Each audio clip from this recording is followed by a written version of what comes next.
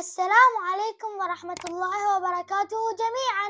حياكم الله وبياكم مجددا. اليوم إن شاء الله سنأخذ درس جديد بعنوان المد. بداية لنتعرف على حروف المد. حروف المد هي الألف الساكنة المفتوح ما قبلها، والياء الساكنة المكسور ما قبلها، والواو الساكنة المضموم ما قبلها، أي تسبقها حركة مجانسة لها. الذي يجانس الألف الفتحة، والذي يجانس الياء الكسرة، والذي يجانس الواو الضمة. جمعت حروف المد في كلمة نوحيها.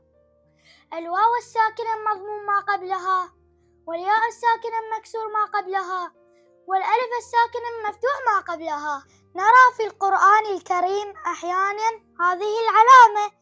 هذه علامة المد مشتقة من كلمة مد.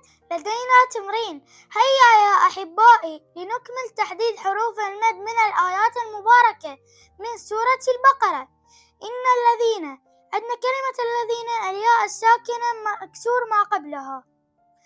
كفروا، الواو عندنا هنا كلمة كفروا، الواو الساكنة المضموم ما قبلها. عندنا هنا كلمة سواء الألف الساكنة المفتوح ما قبلها. ملاحظة: عندما تكون علامة المد فوق حرف المد يجب أن نطيل الصوت فيه.